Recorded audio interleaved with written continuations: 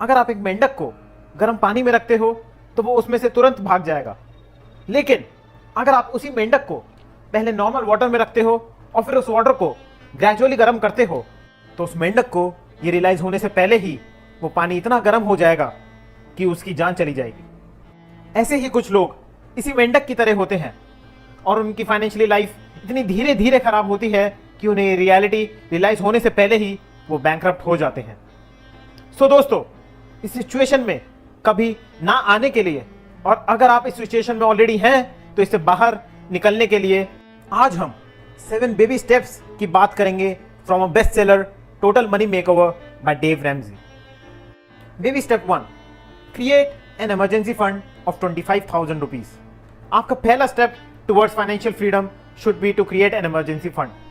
जैसे जब आप साइकिलिंग करते हैं और जब रोड्स के बीच में बम्प्स आते हैं तो अगर आपकी साइकिल में शॉकर्स नहीं होंगे तो आपको अपनी साइकिल रास्ते में ही रोकनी पड़ेगी और आपका ट्रिप काफी अनकंफर्टेबल हो जाएगा। लेकिन अगर आपकी साइकिल्स में शॉकर अच्छे हैं तो आपको कुछ बम्प्स का तो पता भी नहीं चलेगा।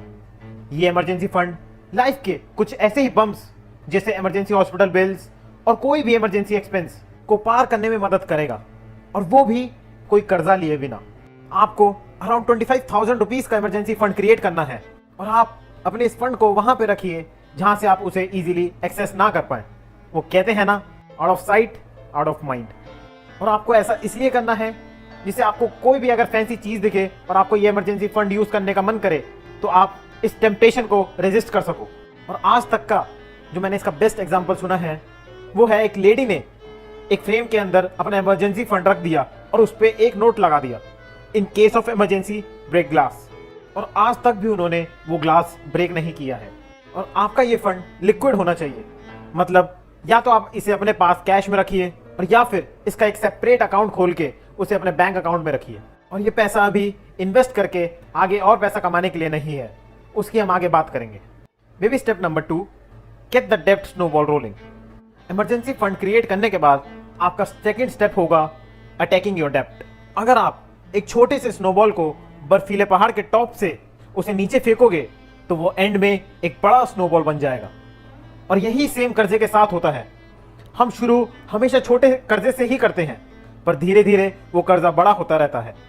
तो ऑथर ने इस कर्जे को ऐसे ही टैकल करने के लिए बोला है। वो कहते हैं कि आप अपने इन कर्जों की एक लिस्ट बनाओ फ्रॉम स्मॉलेस्ट टू लार्जेस्ट, और अभी के लिए आप इसमें अपना हाउस का मॉर्गेज ना इंक्लूड करें। अब आप ऊपर से एक एक करके अपने कर्जों को पे ऑफ करना शुरू करें। और याद रखें कि आप इन कर्जों को चुकाने के लिए अपना इमरजेंसी फंड का इस्तेमाल ना करें। और ये फॉर्मूला इसीलिए काम करता है क्योंकि इससे आपको क्विक विंस की फीलिंग आएगी। जैसे अगर कोई वेट लॉस डाइट शुरू करता है और पहले ही हफ्ते में उसका 2 kg वेट गिर जाता है तो उसे और मोटिवेशन मिलता है उस डाइट को कंटिन्यू रखने के लिए।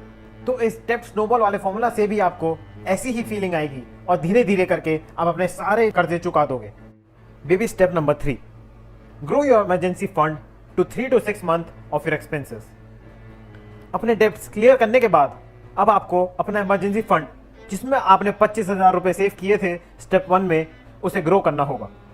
आपको कैलकुलेट करना है कि आपके अप्रोक्सीमेटली 1 महीने के घर के कितने खर्चे हैं, और अब आपको उस इमरजेंसी फंड में कम से कम 3 महीने के खर्चे रखने होंगे।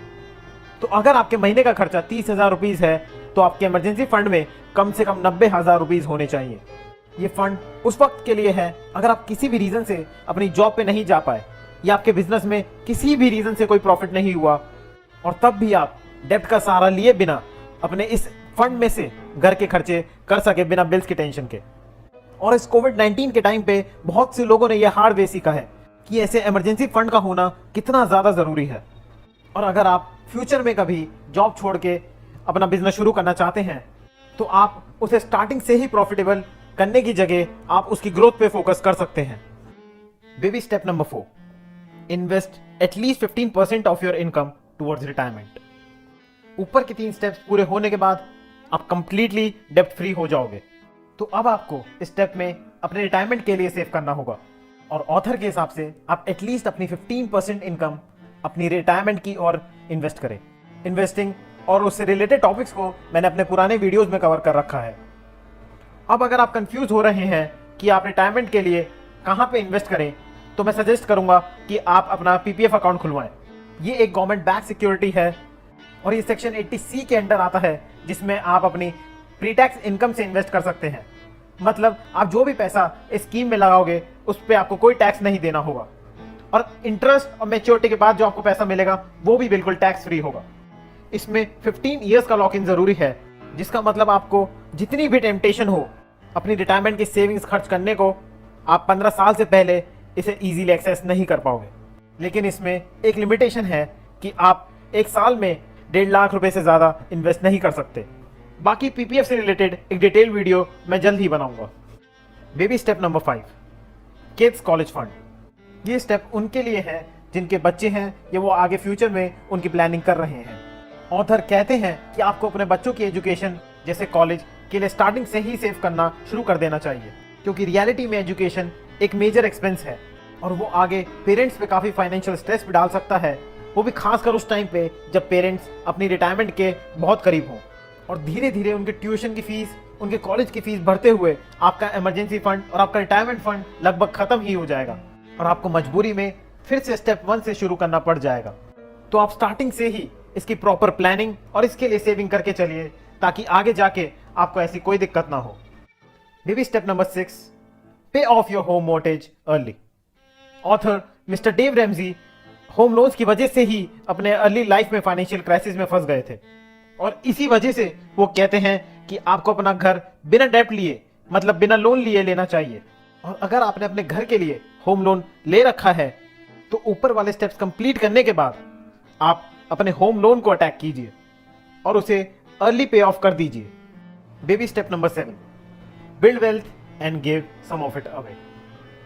ऑथर कहते हैं कि आपको अपनी इनकम 3 पार्ट्स में डिवाइड करनी चाहिए। पहला, लीडिंग अ कंफर्टेबल लाइफ, दूसरा इन्वेस्टिंग, और तीसरा giving some of it away. वो बिलीव करते हैं कि मनी सिर्फ एक कंफर्टेबल लाइफ जीने के लिए और दूसरों की मदद करने के लिए ही होता है। तो आप उन लोगों की मदद करो जिन्हें इस टाइम मदद की बहुत ज्यादा जरूरत है, और वो सब काम करो जिससे आपको स्पिरिचुअल पीस मिले। अब लास्ट में मैं यही कहूंगा कि हर किसी की लाइफ में एक ऐसा मोमेंट आता है जब वो कहता है, never again I want to be in this situation ever. क्या आप भी अपनी लाइफ के ऐसे ही फाइनेंशियल मोमेंट में हैं जहां पे आप सब कुछ गिव अप करने की सोच रहे हैं?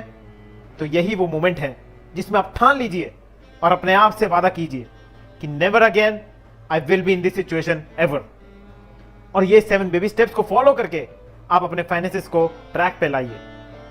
मैं ये नहीं कहूंगा कि ये प्लान बहुत ही आसान प्लान है, क्योंकि ये प्लान एक मेजर लाइफस्टाइल शिफ्ट मांगता है, लेकिन मैं ये प्रॉमिस कर सकता हूं कि एक प्रूवन फाइनेंशियल प्लान है जिससे आप अपने डेब्ट से बाहर भी निकलेंगे और वापस डेब्ट में कभी नहीं फंसेंगे। सो दोस्तों, आज के लिए बस इतना ही।